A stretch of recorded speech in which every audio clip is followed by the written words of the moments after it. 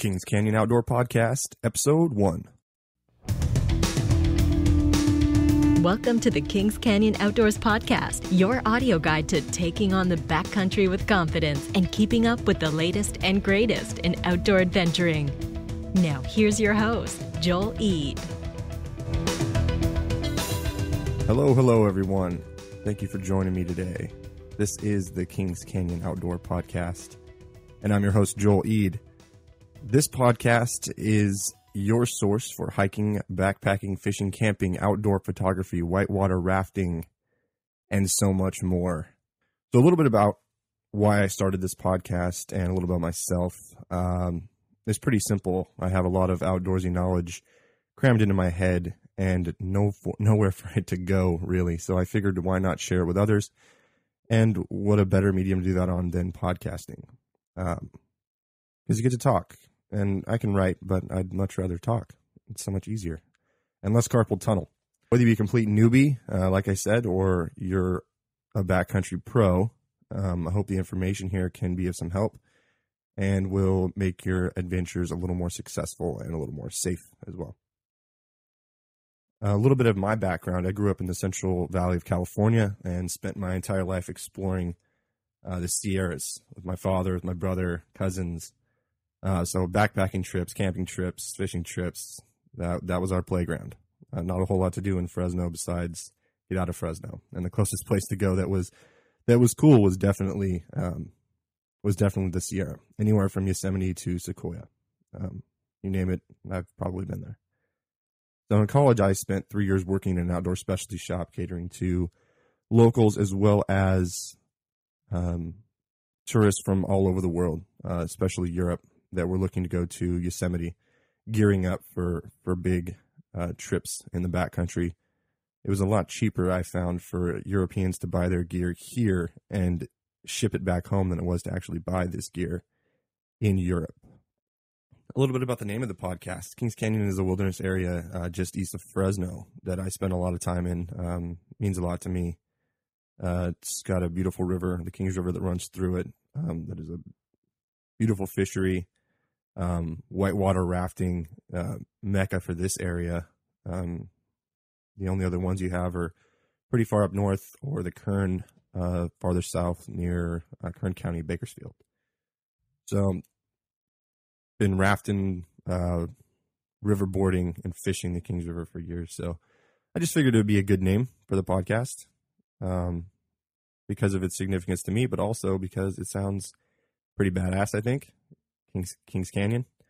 It's the deepest canyon in the United States. Yes, and that includes the Grand Canyon. It is the deepest. From the highest peak down to the bottom of the canyon and the Kings River itself, I don't even actually know I know it's over 2,000 or 3,000 feet. But that river carves quite a V into the mountains there. So backpacking and fishing are my true passions. The backpacking has become more of a vehicle to fishing, so I push myself further and further in the backcountry to find places to fish. So those go hand in hand, and I'm pretty sure there's other people out there listening that maybe a lot like me. I know quite a few people where backpacking has become more of the vehicle to the fishing. So let's get right into it today. The 10 most important pieces of gear you need for a safe and successful backpacking trip. Number 1, definitely, is a backpack, a good backpack.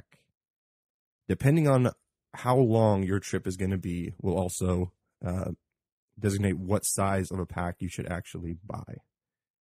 If you're looking for 2 and 3 day hikes, you can get away with a 65-liter pack. If you're going to go on hikes of 5 days or more, really look into getting above 65, definitely, unless you're an ultralight hiker and you can get away with, drilling holes in your toothbrush, and all the tricks to lightening your load. And if you're like me and take a little less food and rely on your fishing skills, which I certainly wouldn't recommend for the newbie, especially if you're not a very good fisherman. Don't do that. But your backpack, it's all going to depend on your skill level, how long you're going to be out, and how much you're going to be carrying. So First of all, let's think about size. When you're sizing a pack, the main thing to look at, and now so many outfitter shops are great at sizing you first and getting you into the right pack. But I've seen sales associates at outdoor shops do things completely wrong. And really what you're looking for is not so much on your hips. When we talk about hips, a true backpacking backpack should ride on your iliac crest.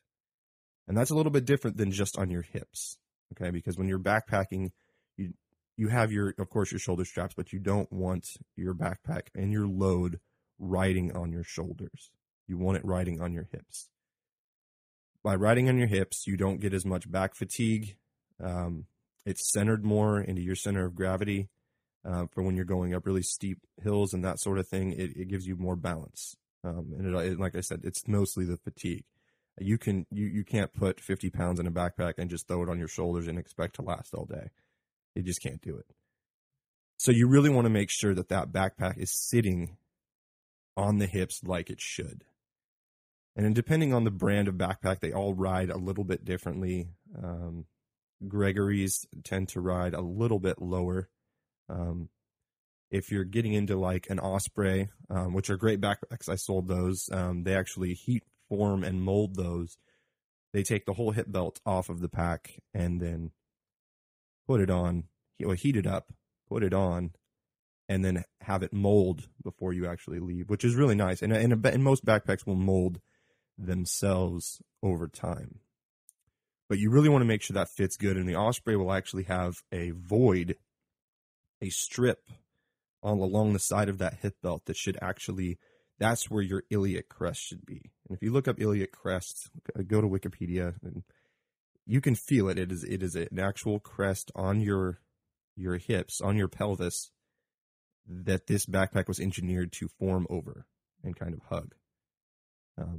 So you want to be mindful of where your actual hip is, where it's sitting, because the difference of an inch on your hips with a heavily loaded backpack can be the difference between a enjoyable backpacking experience or 4 days of hell. So you really want to make sure that you have that dialed down.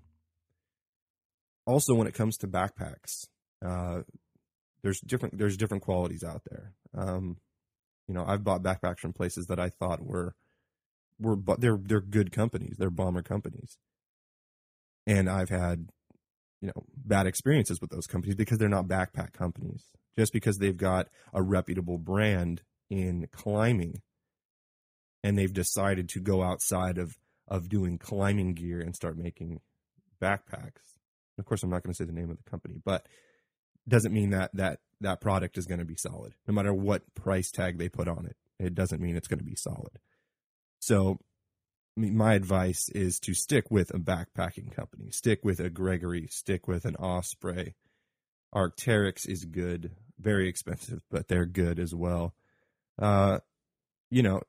Just stick with the mainstream and don't skimp on quality. Some of this stuff is expensive, but you can find deals.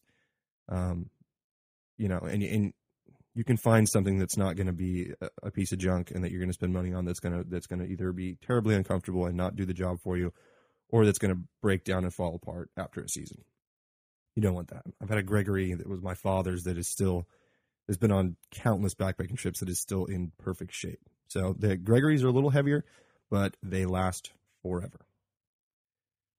And there's two different, nobody uses them anymore, but there is two different kinds of backpacking backpacks. There are internal frame and there are external frame. And the external frame, just what it sounds. You'll actually see the metal bars going over. That's the old school, like, military packs. And there are people that still use those. Lots of scouts will use those. Young kids will use those because it's just a good way to get them into it. I know my first pack was an external frame, and they work, and it's a nice way to learn to pack up a pack correctly, because you have to on these external frame packs. There's spots for each thing.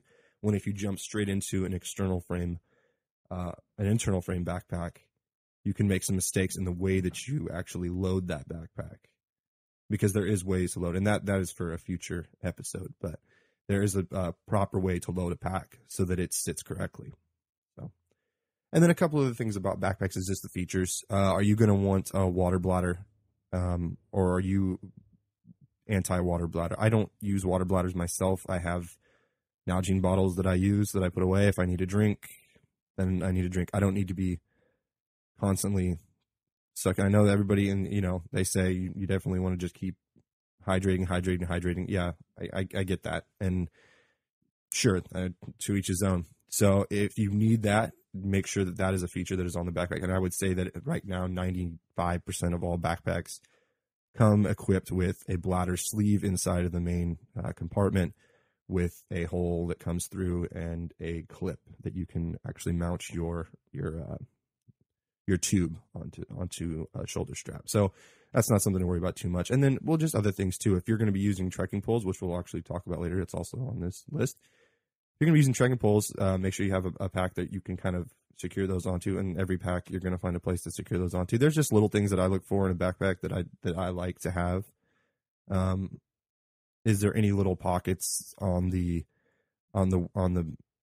waist belt that you might need? Maybe you like putting your chapstick in there or something like that. Those little things, those little comforts can make a difference between which backpack you choose. So just make sure you look at that and think about all those things before you buy the backpack.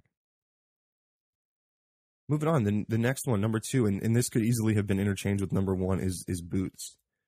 But your boots, again, are really going to depend on what kind of backpacking you're going to be doing. Whether it is a day hike. Are you going to be day hiking? Are you going to be doing small overnight trips? Or are you going to be going out for 2 weeks? Are you going to be cross-country packing? Or are you going to be strictly on the trail? So these are things to think about. And there's tons of options out there. More and more people now are going with lighter boots, because the loads have been lightened so much with all the new space age technology. Backpacking isn't as heavy as it used to be. There's ways to get down, and there's ways to cut all of these extra pounds that you needed back in the day. You needed boots that could really support all that weight. So it's all going to come down to the weight of the pack that you're carrying is going to dictate the shoe. When I look for a boot, I want to make sure first that it has a Vibram sole. The sole of a boot is very important, especially for the longevity of that boot.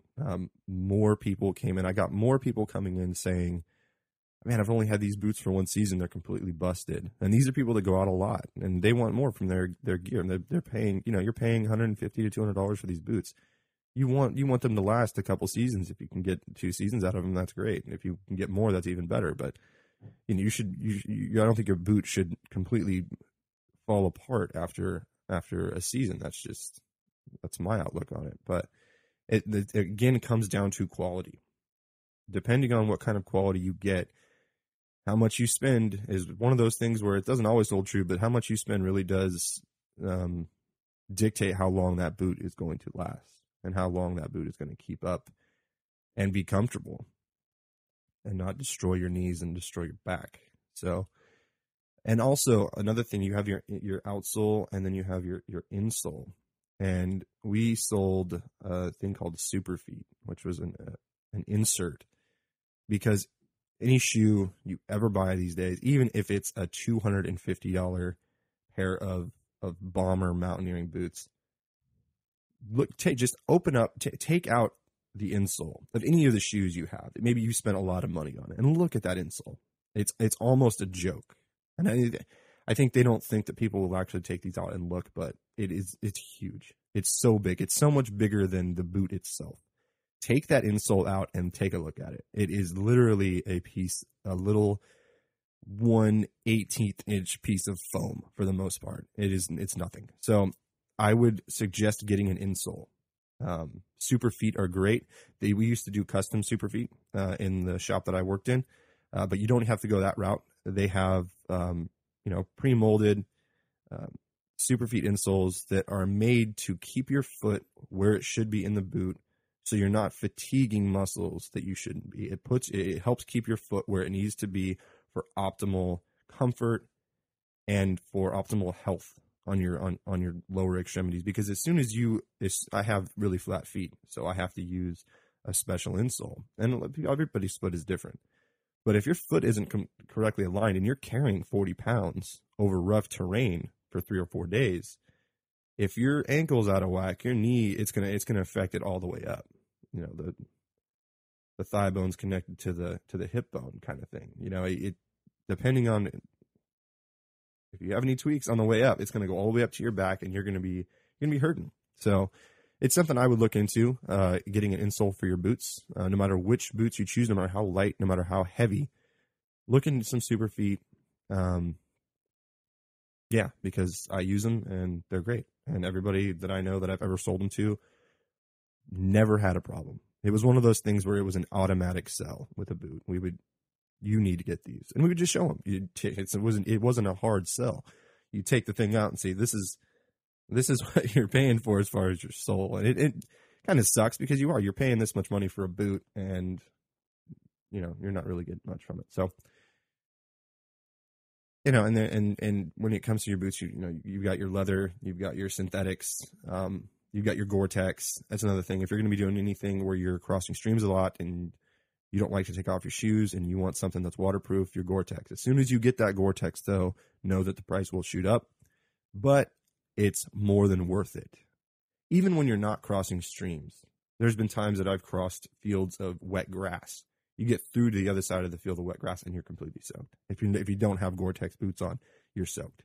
So it's something to think about. If there's any snow, if you're going to be crossing any snow fields, things like that, even in the summer, there are snow fields, especially if you get over, tree line and you're up in the Alpine, you're going to find those places. So give it a good think there. And I would definitely say go with Gore-Tex if you've got the money and you think that you're going to be going through places maybe a little bit off trail, or you're going to be running into some adverse weather. Gore-Tex is awesome. So. Next, your tent, or your bivouac, or your bivvy, or your tarp, or your hammock, your shelter. Shelter is very important, one of those keys to survival.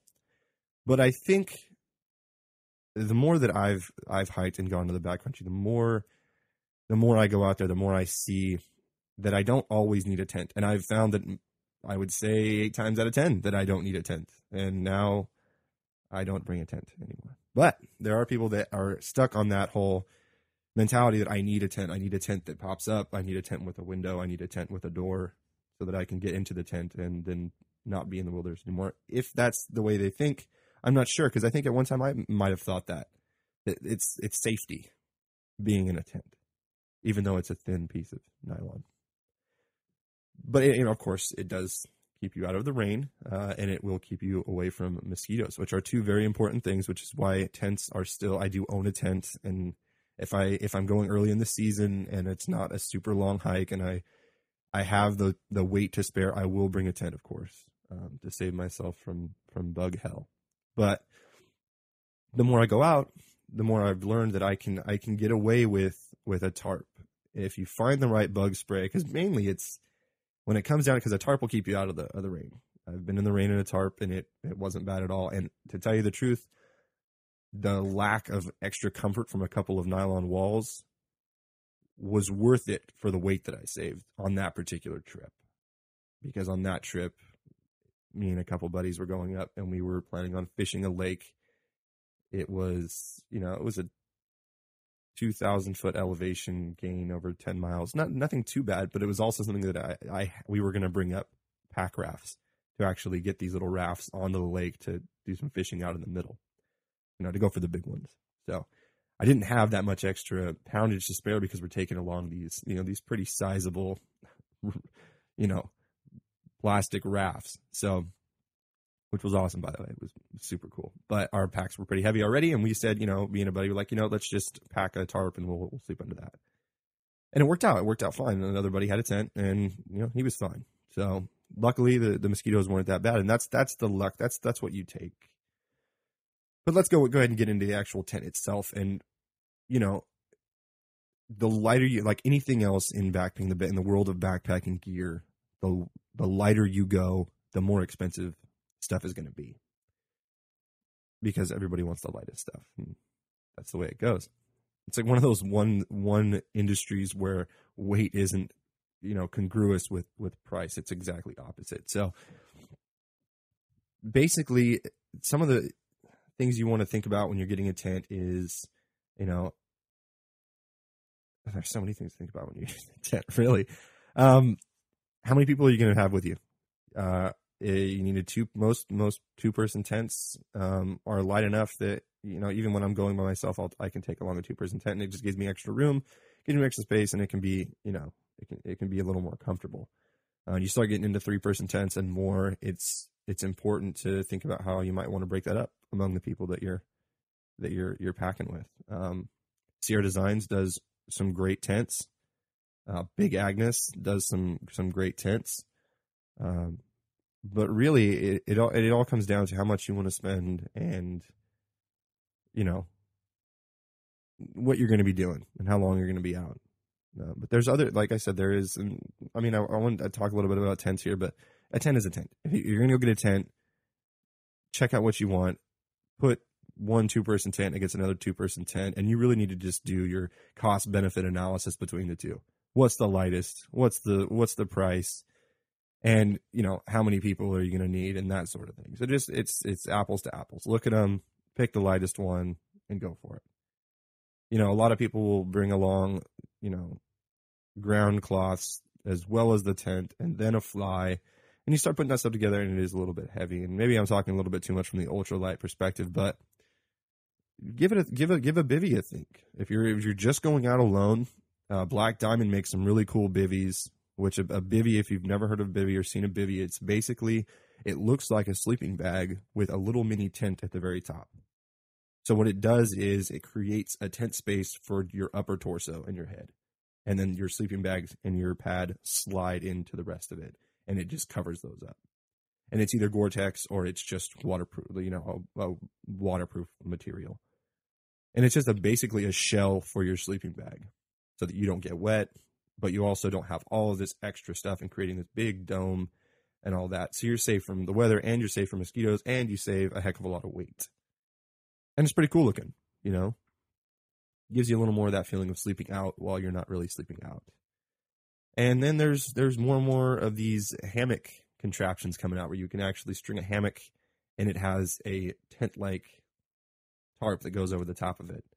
Haven't done that yet, but I'm thinking this year might be the year that I go ahead and pop for one of those and give it a try, because the only downside I see to a hammock would be once you get over 10,000 feet and you lose all your trees. Then your hammock really isn't going to do all that much for you when you don't have anything to hang it on. So yeah, it's something to think about. And I usually do go above tree line, so that's something that, might not be able to use on all my trips in this year, but definitely something to think about. So these are all options. It just comes down to how comfortable are you not sleeping in a tent, and what will you do to get rid of some of the weight to make your backpacking trip a little more enjoyable? Because that's really what it all comes down to. We're out there to have fun. We're out there to enjoy it. No one wants to slug around 55, 60 pounds worth of stuff for 3 days to have the comforts of home. It kind of goes against why we're out there and why we're doing what we're doing. So moving on. Sleeping bags. Sleeping bags are key. They're key. And the number one thing to look at when you're going to buy a sleeping bag is it down or is it synthetic? Now, a down sleeping bag is, you probably know, down is just like anything else. If you have a down comforter at home, it's goose feathers.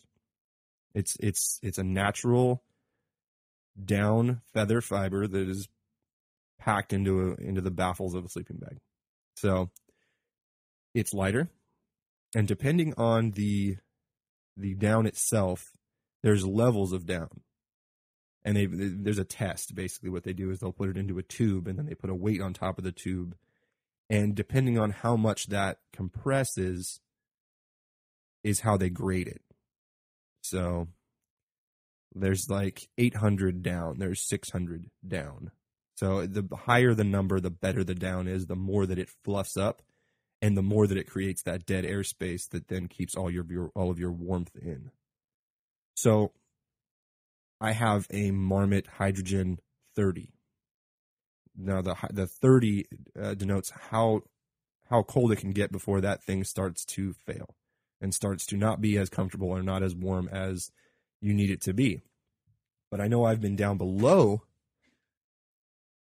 I've been down below 30, and it's worked fine. And one of the reasons that it's worked fine is because there's no baffles in this. And when I say baffles, I said baffles before, but those are the actual nylon tubes that the whole sleeping bag is made up of, that they pack the down into, so that it all just doesn't fall to the bottom. If there's no walls inside of the sleeping bag, it would just fall to the bottom. So basically what this does, these baffles hold everything in place. With this sleeping bag, and with some that Marmot do, is they take out some of the baffles so that you can actually move the down from the outside of the bag, and you can put it all from take it all from the bottom and just kind of push it through these tubes and put it all on top. So if you have a good pad, you don't need all that down at the bottom. It's almost wasted. You move it all to the top, and you create a thicker blanket on top, like a blanket in quotes, a thicker blanket of material on top of you. So it's pretty cool that way. And that's the way that the down works. You can kind of work with it. You can kind of play with it. And like I said, it is lighter. And the synthetics, the upside to a synthetic, which is, I think they're plastic fibers, a lot of them now, really fine, thin plastic fibers that help create a dead airspace as well. Synthetics are a little heavier. They're not as easily moved.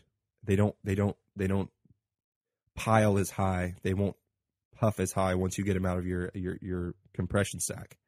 But synthetics are huge if you do get wet. A synthetic bag will still work if it is wet. It's not going to be a comfortable experience, but it will still work. Whereas a down, if it gets wet, a down bag is toast. It just turns all of those feathers, those pretty beautiful fluffy feathers, into giant balls of mush, and there's nothing you can do about it. You have to let it dry out. So if you do happen to be crossing a creek and fall in, and for some reason your bag gets wet, you are in for one cold night, my friend, especially if it's at high altitude, especially if it's either early or late in the season. That can be a problem. So it's something to think about. Synthetics are a lot cheaper. Down is a lot more expensive. I know my Marmot right now, I think that retails for something like $350. And that's only for a 30-degree bag. You get down to some of these 15-degree bags, and you're looking at some serious cash. So, and I'm bringing up money a lot here because, I think a lot of us are on budgets here. We're not out to, because you can easily drop $3,000 on everything you need to start backpacking. It's no problem. And so, when I working in the outdoor shop like I did, I think I pretty much worked for gear. I think I was able to pay my half of rent at that time, and then everything else went to gear. So I really don't know how I survived that time, but it was fun. And look at all this information that I now get to share with you. So that's it for sleeping bags. I mean, really, it all comes down to, your down versus your synthetics. How much does it weigh? And you can do the comparisons between all the different companies. Marmot, Sierra Designs, again, Big Agnes. And Big Agnes has a really cool sleep system, and we're going to get into that right now because we're going to bring in the pad. Number 5 is your sleeping pad. And I can kind of segue that the Big Agnes has a sleep system. So they have when I was growing up, it was always, okay, you picked your sleeping bag and then you picked your pad. And your pad was usually a Thermarest because the Thermarest was the best. And still, and to this day, many will say they are still the best. But there's been other companies that came out with really cool ideas. Big Agnes is one of them. They have a sleeping bag that has no filler, no synthetic, no down or anything like that on the bottom of their sleeping bags. Instead, they have a sleeve. And their sleeve works in tandem with their pad. And their pad is actually a completely inflatable tube design that still has, because your pad isn't just for comfort. Your pad is there for warmth as well. So you want to have something that keeps the warmth from your body underneath you, because the cold ground will suck it out of you quick. That's why you have a pad. And so what this sleep system does, you inflate this pad, and then you put it into the sleeve, and it does a couple things. Number 1, you don't have any wasted material from the sleeping bag underneath you. that's not doing its job because it's being completely compressed by your body weight and not creating any dead airspace and not creating any warmth. So it gets rid of that. So that takes some weight away. These pads are basically made up of nothing. They're just a couple of plastic, vinyl tubes that are really lightweight. So you save weight there because the air is what's doing all of your, your dead airspace and your comfort. And I think one of the biggest sales point of this system is it slides into a sleeve. And anybody who's ever backpacked before knows when you get down, you go to sleep, you're perfectly centered on your little pad. You're in your bag. There's not a whole lot of ways to move around when you're in a mummy type bag, especially if you're a big guy like me. I'm 6'2", 200 pounds. So throughout the night, if you're a roller like I am as well, and a lot of people are, you'll end up with one side of your pad over here to the right, one side to the left, and the thing just moves around all night like you're going on an endo board. It just goes everywhere. So this system, it's impossible for the pad to move. It's so awesome. So it is cool. I don't have one myself, but it's cool. If I was just getting in and I had to buy all my stuff all over again, I would give them a serious look. It's Big Agnes. So if you're going to go that route, go that route. If not, there's a million other things out there now. Thermarest has only gotten better over the years. Like at one time they were it. The late 90s, early 2000s, they were it. You didn't go with anybody else because they made all the good stuff. So they had their Thermarest, which are, inflatable, but self-inflating, what they said, but you still had to add a little bit to get them to where you want them to be. Pretty resistant to popping and that sort of thing, but of course they did, but they were pretty simple to fix. And Thermarest still makes their Z-Rest, which is just a foam that kind of accordions up and it's real light. And then they make an also like no inflatable, just a pad roll up as well. So, and those start at like, I think $40, $30-$40. You start getting into these new Thermarest inflatables that are, they pack up really small now. Those can go for $120, so it's just what can you afford? What can you do without? Do you have to have something that inflates and gives you that extra comfort? Or can you just get away with something that's supposed to be put down there and keep you warm? Like I said, we are in the backcountry here. So the more and more that I go, I think I'm getting away from the creature comforts and going more for lightweight, So it just kind of feels like you're out there not worrying about what's comfortable. That's what getting home's for. So getting home and getting into your bed and enjoying it then. So those are some things to think about when it comes to a pad. Mainly you just want to look at something that's going to keep you warm, that's going to work well with the sleeping bag you have. If you have a light sleeping bag, then I would go maybe for a little bit warmer pad. Maybe I'd go for something that does inflate so that you get a little more of the warmth from the bottom. And if you end up getting a bag like me, then you can just move that stuff to the top, and then there you go. So you can keep your, my sleeping bag folds up into like the size of a loaf of bread, smaller actually. So that's what you get, when you're going with something a little bit lighter, but then you can make it up here in the pad by having something that's really warm and really comfortable. So, okay, so we've gotten through half of these 10, and what I'm going to do is now we're already at 40 minutes, so I'm going to go ahead and end this session. Didn't think it would go this long, but we're going to go ahead and end this session and come back on episode 2 and go through the last of the most important pieces of gear you need for safe and successful backpacking trip. Sorry I couldn't get through them all at once, but I'm trying to give you as much information on these as possible because it is important. Thank you so much for listening. If you listened to the whole thing, I really appreciate the audience, and I hope that it was something that's going to help you out in your adventures and the things you do. Please go ahead and leave me some feedback on iTunes. Give me a review. I'm not going to get my feelings hurt. Let me know what you think of all the things that I've talked about, and hopefully we'll see you next time, and hopefully I'll be a little better on the mic next time as well. So I'll see you next time.